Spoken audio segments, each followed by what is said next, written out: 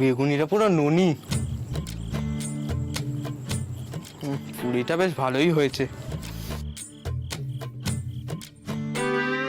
এ নাও গনসা, মুড়ি দিয়ে তেলে ভাজা খাও। না, আমি সদয়ের মাখা মুড়ি নারকেল চিনি দিয়ে খাবো। তোর নাম গণেশ না রেখে গোবর গণেশ রাখা উচিত ছিল। কেউ তেলে ভাজা ছেড়ে মুড়ি নারকেল খায়? ফুলি, তুমি আমাকে আরো দুটো দিতে পারো। এই নিন।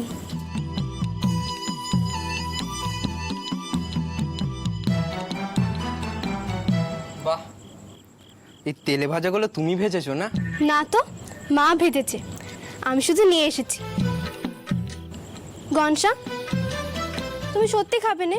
এই গণেশচন্দ্রর অত লোভ নেই, সব খেনে খাই না আমি। গণেশ, তুই আমাকে লোভী বললি নাকি রে? না চোদ্দা, আমি শেষবারের মতো জিজ্ঞেস করছি, তুমি কি রাতে এখানেই থাকবে? তাহলে কিন্তু দাদু খুব রাগ করবে। যা দাদুকে গিয়ে নালিশ কর, বল যে আমি এখানে উঠেছি, মজা করে তেলে ভাজা খাচ্ছি, আর আমি এখানেই থাকবো। ওই পাকা মেয়েটাকেও বলে দিস।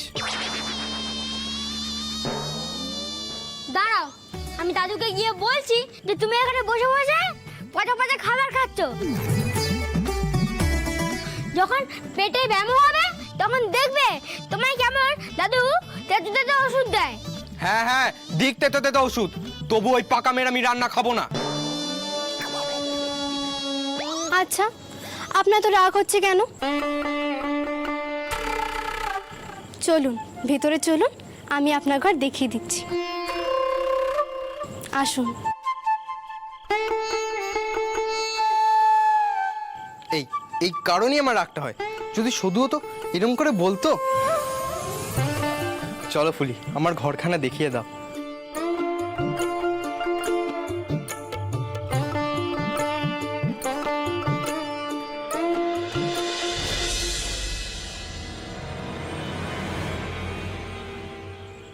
ওগো চৌধুরীর বউ, ঘরে আছো নিকি গা? কে কে মঙ্গলা, তুই এসেছিস? বলি শঙ্করের গা থেকে খবর নিয়েছিস? বলি ও মৌরের কথা সত্যি তো? হ্যাঁ গো বউ, খবরখানা একদম সত্যি। কি কাণ্ডি কি কাণ্ডি, সদুর ঘরে অমন রাজা গজা অতিথি জুটেছে, সে তো আমি জানি না। এই কথাটা কেউ না জানতে পারে, কাক পক্ষীতেও যেন টের না পায়। মাথা থাকবে।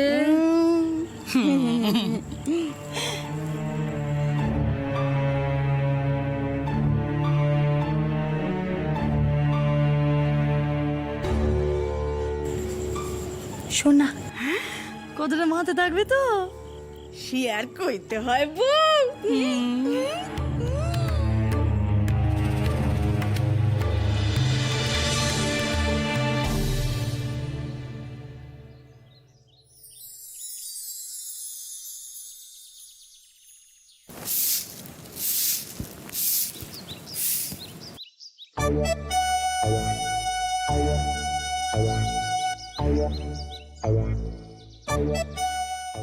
কি বাজে ছেলে রে বাপু, আমকে আমেরাটি এখানে ফেলে রেখেছে। তাই বলি, এত মাছি ভরমর করছে কেন, এত পিঁপড়ে বাইছে কেন? এই যদি আমাদের বাড়িতে ঘুমোতো নে, তখন বলতো আমাদের বাড়ি ভর্তি পিঁপড়ে। একবার ফুলিদের বাড়িতে ঘুমোক, তাহলে বুঝবে ওখানে কত ছাড় পোকা আছে। সদয়দি, সদয়দি, কি হয়েছে গনসা?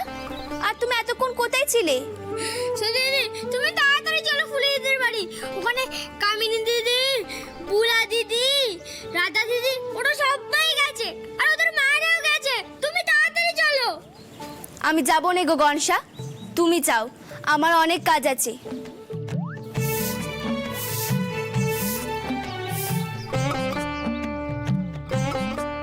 আচ্ছা গনসা, তোমার ছোদ্দার খাওয়া হয়েছে তো? সকালে তো ছোদ্দাকে খাওয়াচ্ছে, আমার বলছে দুপুরবেলাও খাওয়াবে। কি হবে সদয়দি? কি আবার হবে? তোমার চোদ্দা তো ভালো ভালো খাবার জন্য আর যত্নাতে পাওয়ার জন্য ওখানে গেছে। আমার তো আর মা নেই, তাই আমি কিচ্ছু শিখতে পারিনি। ও সদেদি, অত খাবার খেয়ে যদি ছোটদের পেটটা এত বড় হয়ে যায়? হোক, আমি যাবো নে। ও সদেদি, যদি অত খাবার খেয়ে ছোটদের পেটটাই ফেটে যায়? যাক, আমি বলছি তো যাবো নে। ও সদেদি, এরকম করুন না, এখন না যা দুপুরবেলা যা। আমার তো খুব ভয় হচ্ছে, দুপুরবেলা কি হবে কে জানে।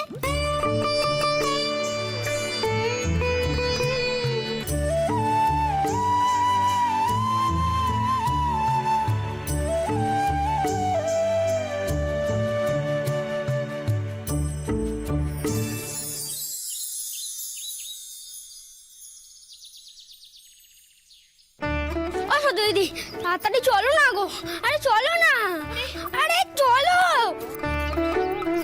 আরে এসো না, এসো এসো এসো। গনসা, তোমার ছোদ্দামাকে দেখলে খুব রাগ করবে গো। সত্যি দিদি, তুমি না গেলে ছোটদের পেটটাই যা ফেটে যাবে। হ্যাঁ, আরে হ্যাঁ হ্যাঁ, তুমি চলো। এটা কিন্তু তোমায় খেতেই হবে বাবা, আমার রাধা রেঁধেছে তোমার জন্যে আমাদের পুকুরের মাছের মুড়ো। ওই মাছের মুড়ো খেয়ে পেট ভরলে চলবে বাবা? এই মাংসটাও তো খেতে হবে নাকি? তুমি না রাধার মা বড্ড বেশি জেরাজেরি করছো কিন্তু। আমার কামিনী কত স্বাদ করে মাংসখানা রেঁধেছে, দেখেছো বাবা? মাংসের রংখানা দেখেছো? বলি পায়েস হলো শুভ, সবার আগে খেতে হয়। নাও বাবা, মিষ্টি মুখ করে নাও। আমার বুলার হাতে রান্না পায়েস, আহা ঠিক যেন অমৃত। নাও নাও, মিষ্টি মুখ করো, নাও।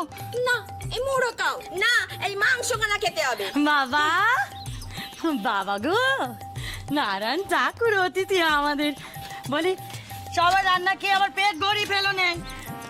পুলি নিজের হাতে রান্না করেছে, খাও দেখি খাও। আয় পুলি, খাড়ি রইলি কেন? নে বাতাস কর, বাতাস কর। নারায়ণ ঠাকুর বসেছে। ছাড়ো না, তোমার ওইগুলো খেয়ে পেট ভরে যাবে না, আমার এই মাংসখানা খেতে হবে। না না, পুরো কান খেতে হবে। ও মা, আমার মেয়ে এত কষ্ট করে রান্না।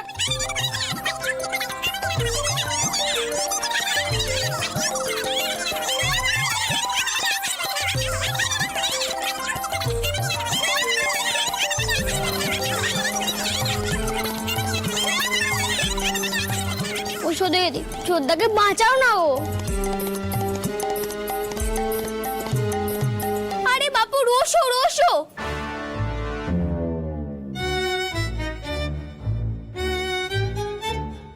কি করছোটা কি? অত খাবার কেউ খেতে পারে?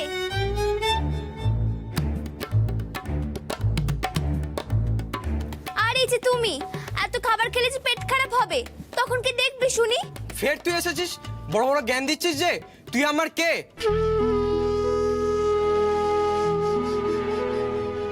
আর তোকে কে বললো যে আমি এগুলো খেতে পারবো না? আর এটাও কে বললো যে আমার পেট খারাপ হবে এগুলো খেলে? খাও বাবা, খাও খাও।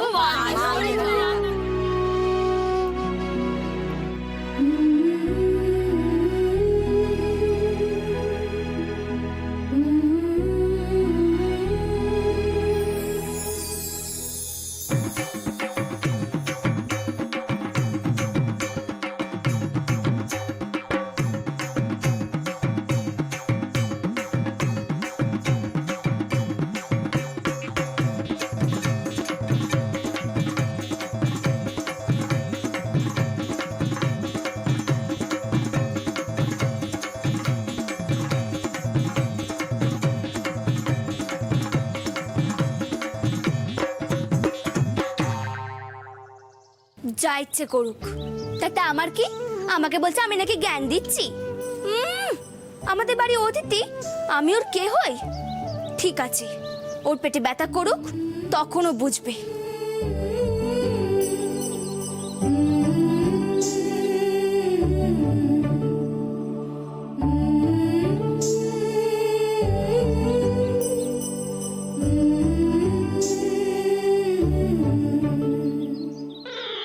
ভাবিস না রে দিদি, এবার তুই শঙ্করের সামনে বসে মাপ মতন খাওয়াবি, সে ব্যবস্থা পাকা হয়ে এলো বলি।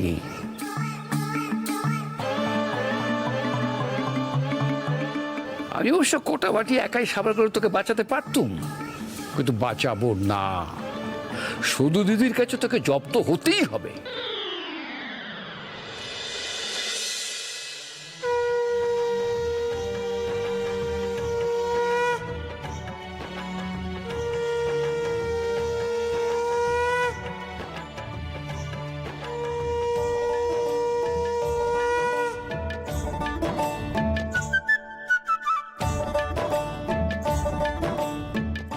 রেখো সব দেখে শুনে সংসার মোর, গড় করি দোষে গুণে সাজকি ভাভোর।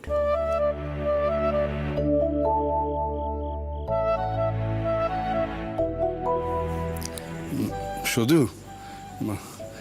দেখ না দিদিভাই, কঞ্চিটা মুখে কিছু বলছে না, কিন্তু শঙ্করের জন্য চিন্তা করছে খুব। বলছি দিদিভাই, তুই যা না একটিবার লক্ষ্মীটি, শঙ্করকে গিয়ে বল না একবার এসে দেখা করে যাক। ও এলে আমিও খুব শান্তি পাবো। জানা দিদিভাই লক্ষ্মীটি। আমি ওকে বললে কি সে আসবে? যখন ওর পেটে ব্যথা হবে তখনও আসবে। যা যা খাচ্ছে ও। দিদিভাই, আচ্ছা তোর কি চিন্তা হয় না একটু? তুমি এখন ঘরে যাও দেখি বাপু, ওই নবাব পুত্রকে নিয়ে কথা বলতে হবে না। আমি ওর হাতে পায়ে ধরে আনতে পারবো না। হ্যাঁ, ওকে নিজের থেকেই আসতে হবে, এই আমি বলে দিচ্ছি। আরে যাও।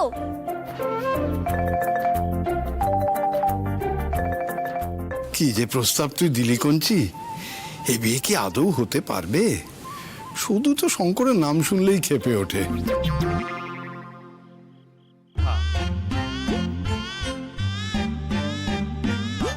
কি হলো, যাবে তো যাও। হ্যাঁ, এই যাই। ও দিদি চলো না গো, ছোদ্দার খালি পেট কামড়াচ্ছে। তা আমি কি করবো শুনি? আমি তো যত্নার্থী করতে জানিনি। ও দিদি, ও দিদি, জানো ছোদ্দা একটাও কথা বলছে না, খালি পেটে হাত দিয়ে এপাশ আর ওপাশ করছে, একটাও কথা বলছে না। তুমি চলো না গো, ছোদ্দার পেটটা বুঝে এবার ফেটেই যাবে। যাক বাপু, আমি তাও যাবো নে। তোমার ছোদ্দা তো ফুলির অতিথি, আমার তো নয়। অতএব যে খাচ্ছে আর যারা খাওয়াচ্ছে তারা মিলেই বুঝো।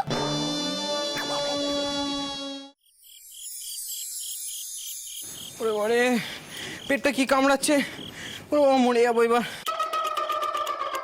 আর পারছি না। ও বসি। উড়ে মা, উড়ে বাবারে, আর পারছি না। বাবা গো, বাবা একটু জোয়ান খাবে বাবা? খাবার? না না, জোয়ান জোয়ান। না না না না, কি করে খাবো? পেটে তো জায়গাই নেই। উড়ে বাবারে, না না, আমি কিচ্ছু খাবো না। আমার পেট কেটে কেউ খাবারগুলো বের করে না, আমি একটু হালকা হই। বাবা গো, বাবা একটু রসো, বাবা একটু রসো। যে বাড়ি বিপদে পড়লুম। ও পুলিমা, বলি পুলিমারে একবার তো মঙ্গলে নাপতে নিয়ে ডাকতে হয়, ও টুরটা জানে, সব সারি যাবে। দর দেখি আমি ডেকে নিয়ে আসি। বাবা গো, তুমি একটু বসো, আমি এক্ষুনি ডেকে নিয়ে আসি।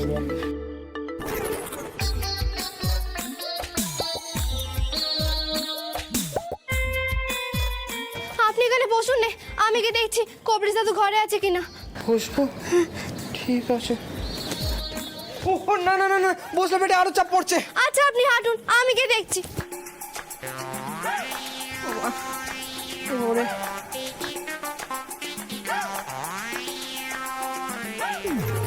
দেখেছো ছোদ্দা, দিদি কিন্তু এই জন্যই বারণ করেছিল তোমায় এত খাবার না খেতে। এই তুই থাম তো, আমি পেটের যন্ত্রণায় মরে যাচ্ছি আর ওর এখন সদু দিদির কথা মনে পড়ছে। উফ বাবা। ছোদ্দা, জল খাবে?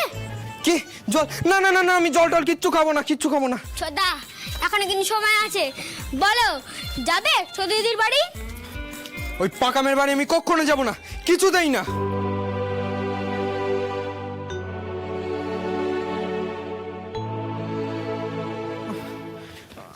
ওরে মা, উফ বাবা, আর পারছি না। ওই তো দিদি, ছোদ্দা দিদি এসে গেছে। তো আমি কি করব? আমি কষ্টে মরে যাচ্ছি সেটা দেখতে এসছে তো, দেখুক।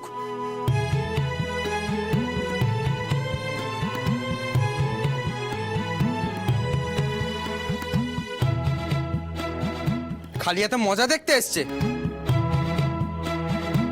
কেউ তোমাকে হজমির বড়িও তো দিতে পারে। কেন দেব শুনি? কে হই আমি তোমার?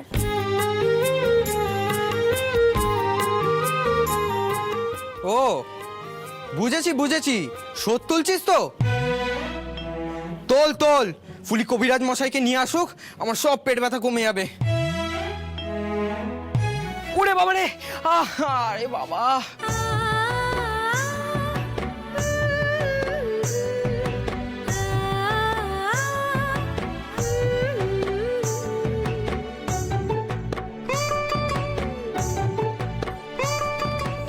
তা বাপু, জন্ম থেকে যে ওষুধখানা খেয়ে বড় হয়েছো সেইটি কাও নে। নাও ধরো, নাও। হরিদাদু দিয়েছে, আর তুমি হরিদাদুকে কত কষ্ট দাও। সে কিন্তু তোমার পেটের ব্যামোর কথা শুনেই তোমার জন্য ওষুধখানা পাঠিয়েছে। হ্যাঁ, সে রাগ করে বসেও থাকেনি আর চলেও যায়নি।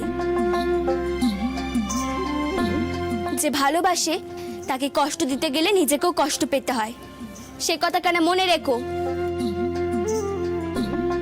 তুই এলি কেন? গনসাকেও তো পাঠাতে পারতিস। যার অতিথি তাকে তো সব দিকটা দেখতে হবে, তাই নি? একটি তারে কত কথা বাজিল, গানের কথা, মনের কথা, তারের মাঝে বাজে গো।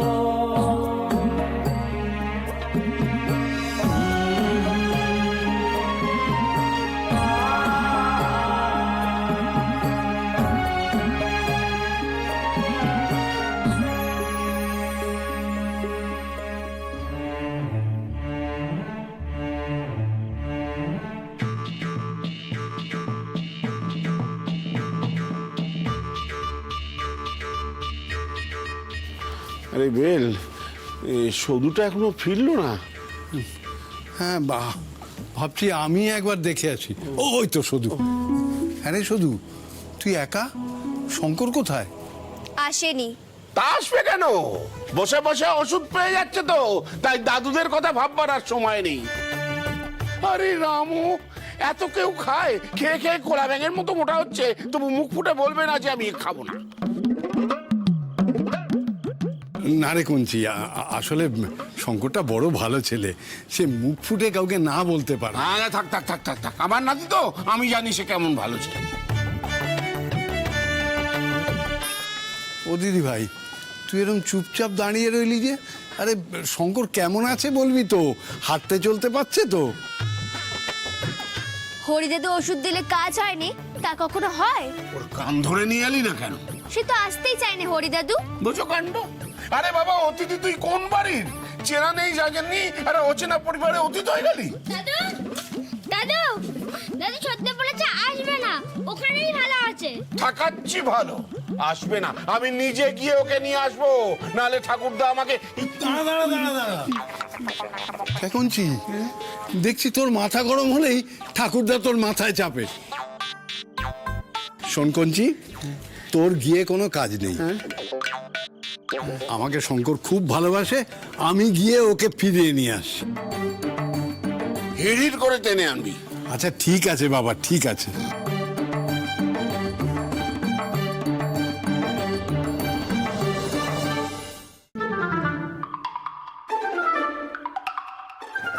কবরেজ দাদুকে পেলুম নে। মা এসেছেন?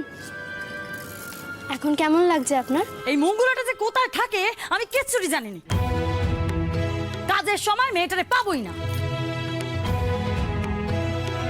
কিন্তু আবার গা শুদ্ধ লোক ওর জন্য রেঁধে এলো কেন? হ্যাঁ?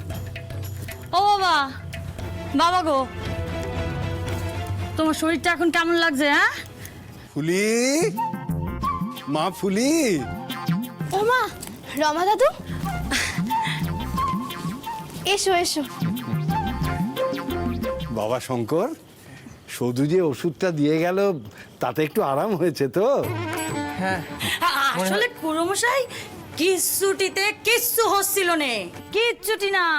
তারপর আমি ফুলিরে দে নুন চিনি জল বানালাম, তারপর গিয়ে ছেলের একটু স্বস্তি। আমি আবার কখন? ওমা ওমা, তুই তো, তুই না তো কে? ও বাবা, বলি বলি শোনো না, একটু জোরে জোরে নিঃশ্বাস নাও তো দেখি, একটু বড় করে নিঃশ্বাস নাও। দেখো ডেকুর উঠবে, ডেকুর উঠলে স্বস্তি পাবে। দেখো দেখো, এই তো ঢেকুর উঠলো খুড়িমা। বললুম নে, বলেছিল। বলি খুড়ামশাই খাড়ায় আছেন কেন, বসেন। না না বৌমা, আমি এখন আর বসবো না। আসলে আমি শঙ্করকে ফিরিয়ে নিয়ে যেতে এসেছি। বাবা শঙ্কর, বাড়ি চলো। আচ্ছা সদু দিদি, তোমার কি হয়েছে গো? তুমি কথা বলছো না কেন? ছোদ্দার উপর রাগ করেছো? আমিও রাগ করেছি। আচ্ছা ছোদ্দাকে সবাই খাওয়ালো, কিন্তু তোমাকে আর আমাকে তো কেউ কিচ্ছুই দিল না। আচ্ছা ছোদ্দাও মুখ হচ্ছে, আমিও মুখ হচ্ছে, তাহলে আলাদা কিসের? ওই যে বেটা ছেলে ল্যাজ মোটা হয়েছে তো, আসুক একবার, খাওয়াচ্ছি।